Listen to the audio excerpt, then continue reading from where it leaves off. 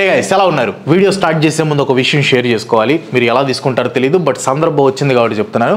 కొన్ని సంవత్సరాల క్రితం నేను విజయవాడ వెళ్ళేటప్పుడు ఆ వారం దగ్గర గోడ గట్టను చూసి ఎందుకు గడుతున్నారు, ఇది అనవసరంగా డబ్బులు వేస్ట్ అది ఇది అనుకునేవాడిని. కానీ 1వ తారీఖు అంటే ఈ వరదలు వచ్చిన తర్వాత రోజు వెళ్ళాను. అప్పుడు అర్థమైంది నాకు ఆ గోడ లేకపోతే పరిస్థితి ఇంకా ఘోరంగా ఉండేదని. ఇది వైసీపీ వాళ్ళే టీడీపీ వాళ్ళే అని కింద కామెంట్స్లో కొట్టుకోవద్దు. ఇది ఎవరు కట్టారు అని with proofs and government data కావాలంటే ఈ వీడియోకి ఒక లైక్ కొట్టి కింద కామెంట్ చేయండి. సపరేట్ వీడియో చేస్తాను. విజయవాడని వరద నీరు ముంచేసింది. 50 సంవత్సరాల్లో ఎప్పుడూ లేని విధంగా పడిన వర్షం వల్ల వచ్చిన వరదలతో విజయవాడలో దాదాపు 4.48 లక్షల మంది వరద నీరు వల్ల నష్టపోతే 15 మంది తమ ప్రాణాలని కోల్పోయారు. ఈ వీడియో రిలీజ్ అయ్యే టైంకి డెత్ కౌంట్ ఇంకా పెరిగే ఛాన్సెస్ ఉన్నాయి. అంతేకాకుండా ఈ వరదల వల్ల విజయవాడలోని మొగలైపురంలో కొండ చర్యలు విరిగిపడి 5 చనిపోతే 3 గాయాలయ్యాయి. ఎస్, ఇదొక న్యాచురల్ డిజాస్టర్. న్యాచురల్ డిజాస్టర్లో ప్రాణాలు పోవటం, గాయాలవటం, ఆస్తి నష్టం జరగటం అనేది జరుగుతూ ఉంటుంది. కానీ ఇప్పుడు వచ్చిన వర్షాలని, వాటి వల్ల వచ్చిన వరదలని పూర్తిగా న్యాచురల్ డిజాస్టర్ అని అనలేము. అండ్ అందరూ దీన్ని చాలా పెద్ద న్యాచురల్ డిజాస్టర్ లాగా చూస్తున్నారు. కానీ ఇది జస్ట్ ఒక శాంపిల్ మాత్రమే. ముందుంది ముసళ్ళ పండుగ. సో ఎందుకని దీన్ని పూర్తిగా మనం న్యాచురల్ డిజాస్టర్ అని అనలేము? అందరూ సిల్లీగా చూసే క్లైమేట్ చేంజ్కి ఈ వరదలతో సంబంధం ఉందా? ఫ్యూచర్లో దీన్ని మించిన డిజాస్టర్స్ని విజయవాడ చూడబోతుందా? వస్తే విజయవాడ పరిస్థితి ఏంటి? ఇలాంటి ఎన్నో క్వశ్చన్స్ ఆన్సర్ ఈ రోజు వీడియోలో మనం తెలుసుకుందాం. బంగాళాఖాతంలో పడిన అల్పపీడనం ప్రభావంతో ఆంధ్రప్రదేశ్లోని ఎన్టీఆర్, గుంటూరు, పల్నాడు, బాపట్ల, ఏలూరు జిల్లాలు తీవ్రమైన వర్షాన్ని చూశాయి. 7 సెంటీమీటర్ల నుంచి 26 సెంటీమీటర్ల వరకు వర్షపాతం నమోదైంది. ఇంకా విజయవాడ విషయానికి వస్తే ఒక పక్కన కృష్ణా నది, ఇంకో పక్కన బుడమేరు నది పొంగి పొరలటంతో విజయవాడ నీటిమయమైంది. ముఖ్యంగా బుడమేరు నది పొంగటంతో దాదాపు 40% విజయవాడ సిటీ మొత్తం మునిగిపోయింది. ఈ వరదలు చాలవనట్లు విజయవాడలోని మొగలైపురంలో కొండ చర్యలు విరిగిపడి 5 చనిపోయారు, 3 గాయాలయ్యాయి. ఈ ఫ్లడ్స్ లో ప్రాణ నష్టంతో పాటు ఆస్తి నష్టం కూడా బాగా జరుగుతుంది. 1.1 లక్షల హెక్టార్ల అగ్రికల్చర్ ల్యాండ్ బాగా డ్యామేజ్ అయింది.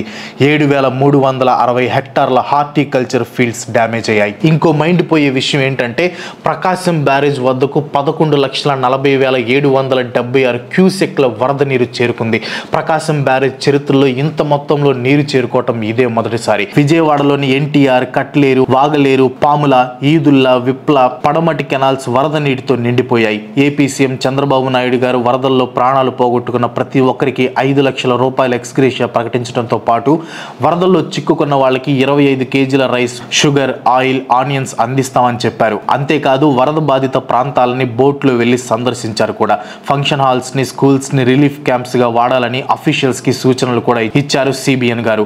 National disaster response force, NDRF and state disaster response force, SDRF teams ని 80 స్పీడ్ బోట్స్ ని రంగంలోకి దించింది స్టేట్ గవర్నమెంట్. ఈ బోట్స్ ద్వారా వరదల్లో చిక్కుకున్న వాళ్ళని సేవ్ చేస్తున్నారు. వీటితో పాటు 2 హెలికాప్టర్లు అండ్ డ్రోన్లతో ఫ్లడ్ ఏరియాస్ ని మానిటర్ చేస్తున్నారు. సిబిఎన్ గారు యూనియన్ మినిస్టర్ అమిత్ షా గారిని రిక్వెస్ట్ చేసి ఎక్స్ట్రా ఎన్డీఆర్ఎఫ్ టీమ్స్ ని, ఎక్స్ట్రా స్పీడ్ బోట్స్ ని రిక్వెస్ట్ చేశారు. సిబిఎన్ గారి రిక్వెస్ట్ మీద అమిత్ షా గారు 40 పవర్ బోట్స్ ని, 6 హెలికాప్టర్స్ ని విజయవాడ పంపించారనమాట. నిజానికి ఇది ఒక న్యాచురల్ డిజాస్టర్ అని అందరికీ అనిపించడం కాదు, న్యాచురల్ డిజాస్టరే. కానీ కొంచెం డీప్ గా స్టడీ చేస్తే ఈ ఫ్లడ్స్ అండ్ ల్యాండ్ స్లైడ్స్ వెనక జనాలు సిల్లీ అని కొట్టి పడేసే రీజన్స్ ఉంటాయి. ఆ సిల్లీ రీజన్స్ ఏంటో చెప్తాను చూడండి. ఫస్ట్ రీజన్ వచ్చేసి క్లైమేట్ చేంజ్. క్లైమేట్ చేంజ్ అనేది వెరీ సీరియస్ మ్యాటర్. ఆ మాట వినగానే అదేదో ఫారినర్స్ ప్రాబ్లం అనుకుంటాం, బట్ నో, క్లైమేట్ చేంజ్ అనేది అందరి ప్రాబ్లం. అండ్ ఇప్పుడు ఆ ప్రాబ్లం వల్లే విజయవాడ మునిగిపోయింది. ఓకే, ఈ స్టేట్మెంట్ ని ప్రూవ్ చేయడానికి నా దగ్గర అట్ ప్రెసెంట్ ప్రూఫ్స్ అయితే లేవు, కానీ లాజికల్ ఎక్స్ప్లెనేషన్ అయితే ఉంది. మీరు క్లౌడ్ బస్ట్ గురించి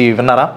సింపుల్గా ఎక్స్ప్లెయిన్ చేస్తాను చూడండి. క్లౌడ్ బస్ట్ అంటే షార్ట్ పీరియడ్ ఆఫ్ టైంలో హెవీ రెయిన్ ఫాల్ పడటం. అంటే ఒక ఏరియాలో క్లౌడ్ బస్ట్ జరిగిందంటే అక్కడ ఒక గంటలో 10 సెంటీమీటర్స్ నుంచి 100 సెంటీమీటర్స్ వరకు వర్షపాతం పడి ఉండాలి.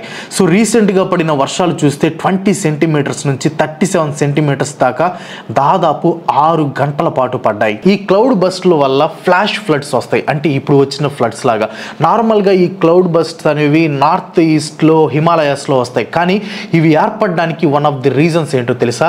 Rise in temperature. సో డైరెక్ట్గా ఈ క్లౌడ్ బస్ట్ ఏర్పడి హెవీ రెయిన్ఫాల్ పట్టడానికి కారణం క్లైమేట్ చేంజ్. ఇలాంటి ప్రకృతి వైపరీత్యాలని మనం ప్రిడిక్ట్ చేయలేం. కొన్ని ఫ్యామిలీస్ ఒకరి మీదే ఆధారపడి ఉంటాయి. అలాంటి వాళ్ళకి సడన్గా ఏమైనా జరిగితే ఆ ఫ్యామిలీ అంతా రోడ్డు మీద పడుతుంది. ఫైనాన్షియల్ డిఫికల్టీస్ రాకుండా ఫ్యామిలీ సెక్యూర్గా ఉండాలంటే టర్మ్ ఇన్సూరెన్స్ కంపల్సరీ తీసుకోవాలి.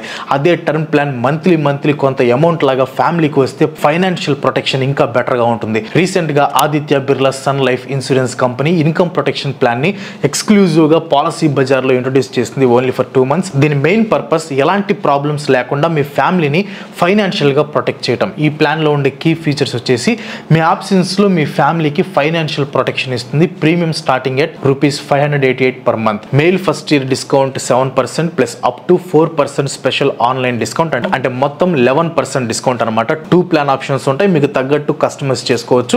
ఇంక్రీజింగ్ ఇన్కమ్ ప్రొటెక్షన్ ప్లాన్ ద్వారా ఇన్ఫ్లేషన్ బాధ ఉండదు. పేమెంట్ టర్మ్స్లో ఫ్లెక్సిబిలిటీ ఉంటుంది. ఎలిజిబిలిటీ విషయానికి వస్తే మినిమం ఏజ్ వచ్చేసి 21 years and maximum age 55 years. For maturity age minimum age 31 years and maximum age వచ్చేసి 70 years. Minimum some assured 25 lakhs and maximum some assured వచ్చేసి 25 crores అనమాట. మీ మంత్లీ ఇన్కమ్ మినిమం 20,833.33 రూపీస్ ఉండాలి. దీంట్లో 2 plan options వచ్చేసి fixed income protection అంటే insurance తీసుకున్న person చనిపోతే తన నామినీకి ఇన్కమ్ పేఅవుట్ పీరియడ్ మొత్తం ఒక సర్టెన్ అమౌంట్ అనేది వస్తుంది అనమాట.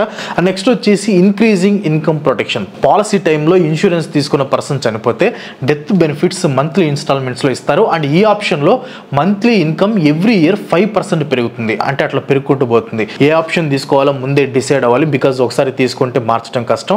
ఇన్కమ్ ట్యాక్స్ యాక్ట్ 1961 ప్రకారం 2.5 lakhs దాకా ట్యాక్స్ బెనిఫిట్స్ కూడా వస్తాయి. దీనికి సంబంధించిన లింక్స్ అండ్ డీటెయిల్స్ కింద డిస్క్రిప్షన్లో పిన్ చేసిన కామెంట్స్లో ఇచ్చాను. లింక్ మీద క్లిక్ చేసి Aditya Birla Sun Life Insurance income Suraksha ప్లాన్ని తీసుకోండి. Now get back to the video.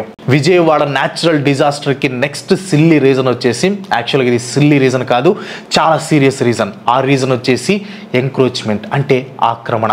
ప్రతిసారి విజయవాడలో వరదలంటే కృష్ణా నది పోటెత్తుతుంది. కానీ ఈసారి కృష్ణా నది కంటే ఎక్కువగా బుడమేరు నది విజయవాడని ముంచెత్తింది. కానీ బుడమేరు విజయవాడని వణికించడం ఇది మొదటిసారి కాదు. 20 ఏళ్ల క్రితం కూడా బుడమేరు ఇదే రేంజ్లో వరద ప్రభావం చూపించింది. 2005లో బుడమేరు పొంగటంతో విజయవాడ సిటీ 3/4 మునిగిపోయింది. దాంతో విజయవాడ లోకల్ లీడర్ కొల్లి నాగేశ్వరరావు గారు ప్రొటెస్ట్ చేసి ఫ్లడ్స్ ని ఆపడం కోసం ఒక పర్మనెంట్ సొల్యూషన్ తీసుకొని రావాలి అని డిమాండ్ చేశారు. ఆయన చేసిన ప్రొటెస్ట్లకి అప్పటి సీఎం వైఎస్ రాజశేఖర రెడ్డి గారు విజయవాడ వచ్చి బుడమేరు ఫ్లోని మళ్లించే సొల్యూషన్స్ గురించి చర్చించారు. 2007-2008లో పోలవరం రైట్ కెనాల్ కన్స్ట్రక్షన్ లో భాగంగా బుడమేరు డౌన్ స్ట్రీమ్ ఫ్లోని డైవర్ట్ చేశారు కానీ ఆ కెనాల్ కెపాసిటీ 37,500 క్యూసెక్స్ అవ్వటం వల్ల ఫ్లడ్ వాటర్ ని హ్యాండిల్ చేయటం ఆ కెనాల్ వల్ల అవ్వట్లేదు. ఇంకా అప్పటి నుంచి కెనాల్ ని ఎక్స్పాండ్ చేసింది లేదు. కెనాల్ ని ఎక్స్పాండ్ చేయకపోగా బుడమేరు ఒడ్డున ఆక్రమణ ఎక్కువైపోయింది. ఎవరికి నచ్చినట్లు వాళ్ళు పొలిటికల్ బ్యాకింగ్ తో నదికి నేలకి తేడా లేకుండా ఆక్రమించడంతో ఫ్లడ్స్ ని మేనేజ్ చేసే ఇన్ఫ్రాస్ట్రక్చర్ లేకుండా పోయింది. రెయిన్ వాటర్ ని మేనేజ్ చేసే ఇన్ఫ్రాస్ట్రక్చర్ లేకపోవడంతో 20 సంవత్సరాల తర్వాత బుడమేరు మళ్లీ పొంగి స్లమ్స్ లో ఉంటున్న 2.76 లక్షల మంది జీవితాలని ఇబ్బందుల్లో ముంచేసింది. నెక్స్ట్ వచ్చేసి డీఫారెస్ట్రేషన్. ఓకే, ఇది విజయవాడలో అంతగా లేదేమో అనిపిస్తుంది. కానీ ఆక్రమణ ఉన్నప్పుడు డీఫారెస్ట్రేషన్ ఉండదా చెప్పండి? నది ఒడ్డున ఆక్రమించే వాళ్ళు చెట్లు నరికి ఆక్రమణ ఎందుకు చేరి చెప్పండి? బెంగళూరు, హైదరాబాద్ అంత కాకపోయినా విజయవాడ కూడా one of the fastest growing city in India. Urbanization పేరుతో విజయవాడ చుట్టుపక్కల ఊర్లలో ఉన్న వాళ్ళందరూ విజయవాడలో ఉండే కొన్ని పర్టికులర్ ఏరియాస్లో సెటిల్ అయిపోతున్నారు. దీనివల్ల చెట్లు తగ్గిపోయి బిల్డింగ్స్ ఎక్కువైపోతున్నాయి. వరద నీరు భూమిలోకి కాకుండా భూమి పైనే పారుతుంది. భారీ వర్షంతో వచ్చిన వరదలు ఒకవైపు అయితే ఈ వరదల వల్ల విజయవాడలోని మొగలాయిపురంలో కొండ చర్యలు విరిగిపడ్డాయి. నిజానికి ఈ కొండ చర్యలు విరిగిపడటం ఇది మొదటిసారి కాదు. ఎన్సీఆర్బీ రిపోర్ట్ ప్రకారం 2014-2024 మధ్యలో 48 మంది ల్యాండ్ స్లైడ్స్ లో చనిపోయారంట. విజయవాడలో 25-30% జనాలు హిల్లీ టెరెన్స్ ఏరియాలో ఉంటున్నారు. అండ్ ఈ లాస్ట్ డికేడ్ లో దాదాపు 10 ల్యాండ్ స్లైడ్స్ ఇన్సిడెంట్స్ చోటు చేసుకున్నాయి. అంతేకాదు ఈ ల్యాండ్ స్లైడ్స్ కి కారణం ఎంక్రోచ్మెంట్ కూడా. కొండ చర్యల్ని ఆక్రమించి అక్కడ కట్టడాలు కట్టడం వల్ల భారీ వర్షాలు పడినప్పుడు కొండ చర్యలు విరిగిపడి ప్రాణాలని బలి తీసుకుంటున్నాయి. నిజానికి విజయవాడలో ఇప్పుడు జరుగుతుంది చిన్న డిజాస్టరే. 15 మంది ప్రాణాలు పోవటం చిన్న డిజాస్టర్ అంటున్నాను అనుకుంటారేమో, లేదు, ఫ్యూచర్ని దృష్టిలో పెట్టుకొని నేను ఈ మాట అంటున్నా. మీకు వైనాడ్ ఇన్సిడెంట్ గుర్తుందా? కేరళలో రీసెంట్గా జరిగిన ఇన్సిడెంట్. ఈ వైనాడ్ ల్యాండ్ స్లైడ్లో 336 మంది చనిపోయారు, 397 మందికి గాయాలయ్యాయి, 78 మంది కనిపించకుండా పోయారు. మండుకై, చోరల్మల అనే 2 ఊర్లు పూర్తిగా కొట్టుకొని పోయాయి. ఈ ఘోరానికి కారణం deforestation, poor building construction, global warming and excessive tourism. వైనాడ్లో ఈ దారుణం జరగబోతుందని కొన్ని సంవత్సరాల ముందే ఎన్విరాన్మెంటలిస్టులు వార్నింగ్ కూడా ఇచ్చారు, కానీ ఎవ్వరూ పట్టించుకోలేదు. సో వైనాడ్తో కంపేర్ చేస్తే విజయవాడలో జరిగింది చిన్న విషయం, కానీ వైనాడ్ లాగా విజయవాడ కూడా నెగ్లెక్ట్ చేస్తే విజయవాడ కూడా వైనాడ్ లాంటి సిచ్యువేషన్ని ఫేస్ చేయాల్సి వస్తుంది. విజయవాడ ఫ్యూచర్ చాలా అంటే చాలా డేంజర్లో ఉంది. ఈ బుడమేరు విజయవాడ మధ్యలో నుంచి పారుతుంది. విజయవాడ గుండెల్లో నుంచి పారే బుడమేరుని సారో ఆఫ్ విజయవాడ అని కూడా పిలుస్తారు. ఎందుకంటే కృష్ణా నదితో వచ్చే డేంజర్ కంటే బుడమేరుతో వచ్చే డేంజరే 10 రెట్లు ఎక్కువగా ఉంటుంది. ఇప్పుడు బుడమేరు చూపించింది జస్ట్ ఒక శాంపిల్ మాత్రమే. ఇదే విధంగా ఫ్లడ్ వాటర్ మేనేజ్మెంట్ ఇన్ఫ్రాస్ట్రక్చర్ని డెవలప్ చేయకుండా, బుడమేరు ఫ్లోకి సొల్యూషన్ వెతకకుండా అదే పనిగా ఆక్రమణలు చేస్తూ పోతే విజయవాడ ఇంకా తీవ్రమైన పరిస్థితిని ఫేస్ చేయాల్సి ఉంటుంది.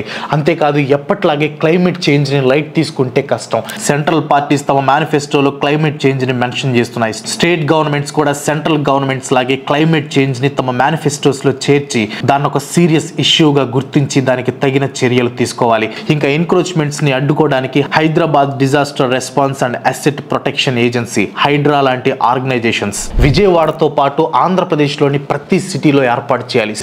న్యాచురల్ డిజాస్టర్స్ని అడ్డుకోవటం అంటే కామెడీగా ఉంటుంది. అవును, అది కామెడీయే. సునామీ వస్తుంటే గొడుగేసుకుని నుంచుంటామని చెప్పండి. నా పాయింట్ ఏంటంటే మన చేతుల్లో ఉన్న దాన్ని కంట్రోల్ చేయటం. Climate change, cloud bust, deforestation, encroachments ఇవన్నీ మన చేతుల్లో ఉండేవి. వీటిని కంట్రోల్ చేస్తే పూర్తిగా కాకపోయినా కొంతవరకు వరదల వల్ల వచ్చే నష్టాలని, అతి ముఖ్యంగా ప్రాణాలని కాపాడొచ్చు. న్యాచురల్ డిజాస్టర్స్ని అన్నిసార్లు కంట్రోల్ చేయగలం అని కూడా నేను చెప్పట్లేదు, కానీ ఇలాంటి న్యాచురల్ డిజాస్టర్స్లో ఇరుక్కున్నప్పుడు ఏం చేయాలో కూడా తెలుసుకోవటం ఇంపార్టెంట్. మీరు ఫాలో అయినా అవ్వకపోయినా ప్రికాషనరీ మెజర్స్ని చెప్పడం నా బాధ్యత కాబట్టి చెప్తున్నాను. ఫస్ట్ ప్రికాషనరీ మెజర్ వచ్చేసి ల్యాండ్ స్లైడ్ ప్రోన్ ఏరియాస్లో ఇల్లు కట్టుకోకూడదు. అక్కడ ఉన్న చెట్లని కొట్టేసి ఇల్లు కట్టుకోవడం వల్ల ఈ న్యాచురల్ ఫినామినా ఒక ప్రాబ్లంగా మారింది. సెకండ్ ప్రికాషనరీ మెజర్ వచ్చేసి ఒకవేళ మీరు కానీ అలాంటి ల్యాండ్ స్లైడ్ ప్రోన్ ఏరియాస్లో ఇల్లు కట్టుకొని ఉన్నట్టయితే వర్షాలు పడిన వెంటనే మీరు అలర్ట్ అయ్యి ఎమర్జెన్సీ ప్లాన్స్ చూసుకోవాలి. ఇలా ఎప్పుడు పడితే అప్పుడు ప్లాన్స్ వేసుకోవడం కుదరదు కాబట్టి మీరు అలాంటి ప్లేసెస్లో ఉండకుండా ఉంటేనే మంచిది. అండ్ థర్డ్ ప్రికాషనరీ స్టెప్ వచ్చేసి ఇది గవర్నమెంట్ అనేది స్ట్రాంగ్ ల్యాండ్ యూజ్ రెగ్యులేషన్స్ని ఇంప్లిమెంట్ చేయాలి. అంటే గవర్నమెంట్ ల్యాండ్స్ని రెగ్యులర్గా అసెస్మెంట్ చేయాలి. చేసి ఏమైనా డౌట్ ఉంటే వెంటనే వార్నింగ్స్ని ఇష్యూ చేయాలి. ఇంత దారుణమైన సిచ్యువేషన్స్లో కూడా జనాలు పాలిటిక్స్ని ప్లే చేస్తున్నారు. ఒకరని నేను అనట్లేదు, ప్రతి ఒక్కరు ఇదే చేస్తున్నారు. ముఖ్యంగా సోషల్ మీడియాలో అక్కడ గంటకి డెత్ కౌంట్ పెరుగుతుంటే జనాలు మాత్రం సోషల్ మీడియాలో పొలిటికల్ వార్స్ పెట్టుకుంటున్నారు. ఇంకా దారుణమైన విషయం ఏంటంటే జనాల్ని రెస్క్యూ చేయడం కోసం ఏర్పాటు చేసిన బోట్స్ జనాల్ని సేవ్ చేయడం కోసం 1500 నుంచి 4000 వరకు ఛార్జ్ చేస్తున్నారంట. ఇలాంటి సిచ్యువేషన్స్లో కూడా బిజినెస్ చేస్తున్న వాళ్ళని ఏమనాలో నాకు అర్థం కావట్లేదు. ఈ బోట్స్ సంగతి ఎలా ఉంటే గవర్నమెంట్ ప్రకటించిన బేసిక్ ఎసెన్షియల్స్ అందక చాలా మంది ఇబ్బంది పడుతున్నారు. సో విజయవాడ సేఫ్గా ఉండాలి అని ప్రే చేద్దాం. మీలో విజయవాడ వాళ్ళు ఎంతమంది ఉన్నారో, సేఫ్గా ఉన్నారో లేదో, మీ ఏరియాలో సిచ్యువేషన్ ఎలా ఉందో కింద కామెంట్లో మాతో పాటు షేర్ చేసుకోండి. దీనికి సంబంధించిన లింక్స్ అండ్ డీటెయిల్స్ కింద డిస్క్రిప్షన్లో పిన్ చేసిన కామెంట్స్లో ఇచ్చాను. లింక్ మీద క్లిక్ చేసి Aditya Birla Sun Life Insurance income Suraksha ప్లాన్ని తీసుకోండి. Now get back to the video. That's all for today. ఈ వీడియో మీకు ఇంపార్టెంట్ అనిపిస్తే ఒక లైక్ కొట్టి మీ ఫ్రెండ్స్ అండ్ ఫ్యామిలీకి షేర్ చేయండి. ఇలాంటి వీడియోస్ మరెన్నో చుట్టానికి సపోర్ట్ చేయాలనుకుంటే వెంటనే మన ఛానల్కి సబ్స్క్రైబ్ చేసుకుని ఇంకో మంచి మళ్ళీ కలుసుకుందాం. సెలవు. Bye bye.